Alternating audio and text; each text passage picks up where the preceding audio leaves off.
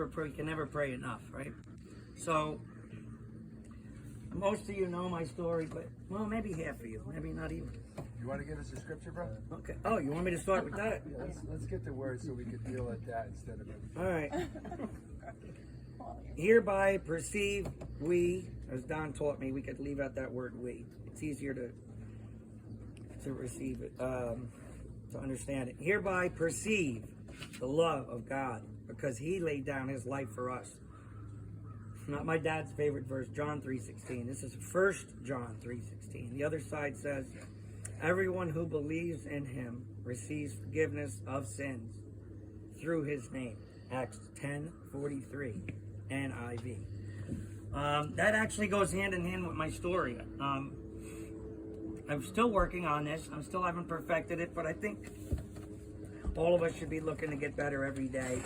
And I'll never forget, I heard this once from a meeting I went to. This guy that gave his story said, every day do a daily evaluation. And where I see I fell short, I don't beat myself up. I thank God for where I need to be better, that he's shown me where I just need to work on with his help. So that's what I've been doing for a while now. For a while, I actually used to do this. I would actually beat myself up for say, I can't believe I did that. I can't believe I got drunk or high again. It becomes a cycle, to feel better. I just got re-drunk or re-high again. But I really, I've done a lot of work with that, and with the Lord's help, I don't do that anymore. I'm just looking forward for the most part. Some days I slip, but at least I don't turn to the bottle or drug anymore. But I'm just those regrets. I can't believe all the stuff I did to my parents, to my friends. But you know what? God is faithful and just to forgive us. And if he forgives and forgets, why shouldn't I? Why shouldn't we? So real quick, I could have or should have been dead many times. So I'm very blessed. I know that there's a call on my life. And that's why my favorite verse is Romans 8:28. All things work together for good to those that love the Lord and are called according to his purpose. 5 or 6, I lost track after a while. Total car accidents. Wow. Some of them I had no seatbelt on, DUIs. Somehow I got out of it by not going to jail. Instead, I just went to the hospital to get checked on. But all I had was scratches on me. I couldn't even get out the driver's side.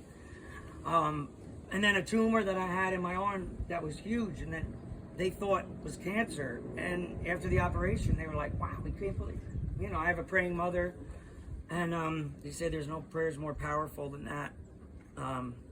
You're welcome, Mom, for that little plug. She's going to see this later. I had a great upbringing, born and raised in the church, the Christian school, but that doesn't matter, because it matters who you're friends with, people, places, and things. And I got in with the wrong people, and that was on me. I'm not blaming them.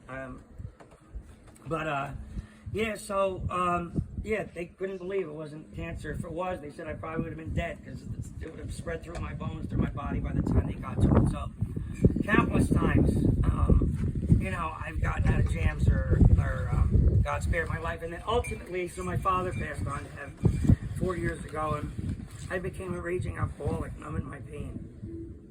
But he allowed me to hit my rock bottom. I got pancreatitis. I drank myself to get pancreatitis. I spent a week in the hospital. Morphine, had to get my stomach pumped. I said, this is it. I can't do it no more. I surrendered, rededicated my life to the Lord.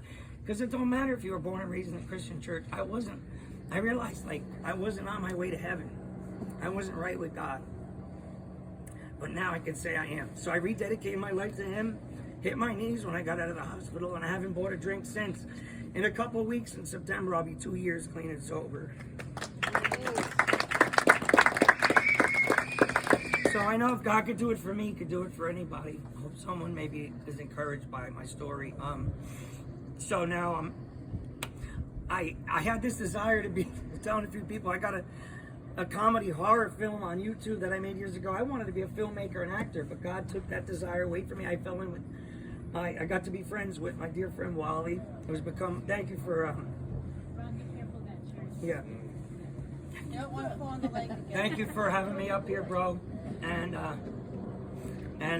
Yeah, Wally's become a dear friend of mine, along with my brother Rich, who a lot of you know, Rich Barron. You know, it's just, they've been a blessing to my life. So Rich is a singer and songwriter, and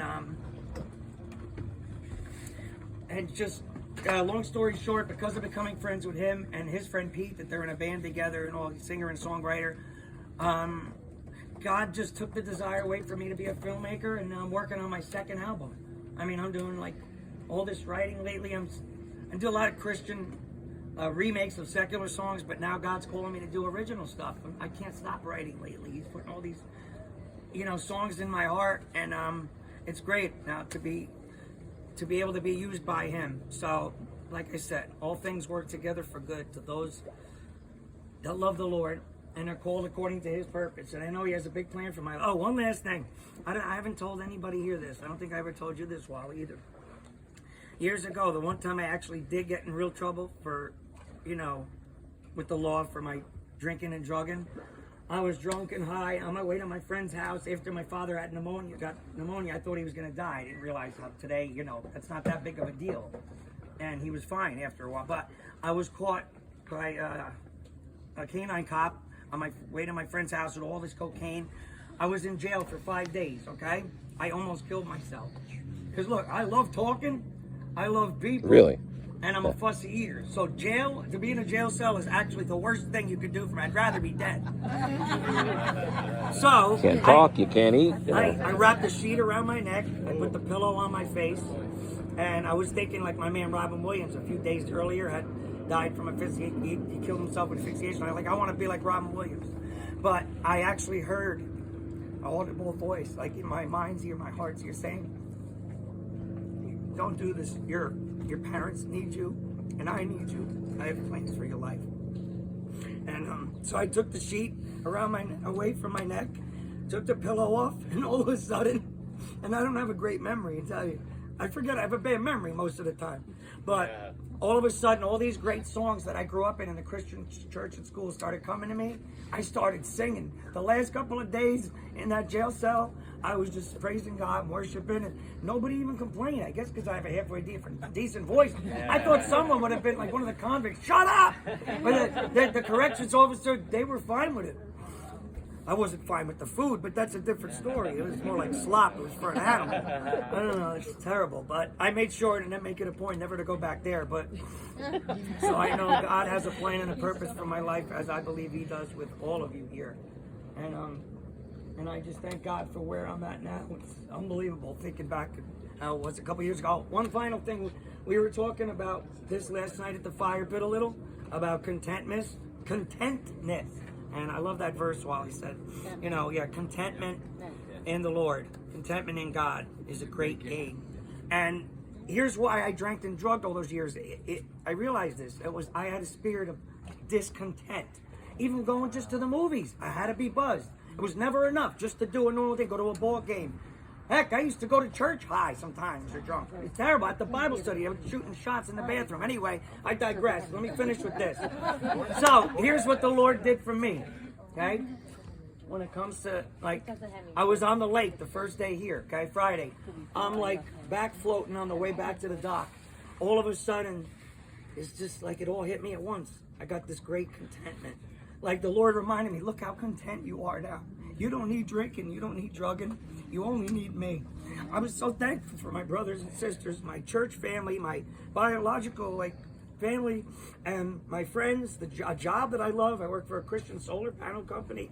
I don't deserve any of this. I said, God, thank you for your amazing grace. I just felt so content. It all hit me at once, and I just wanted to share that with you guys. Thanks for letting me speak a little. Love you all, man.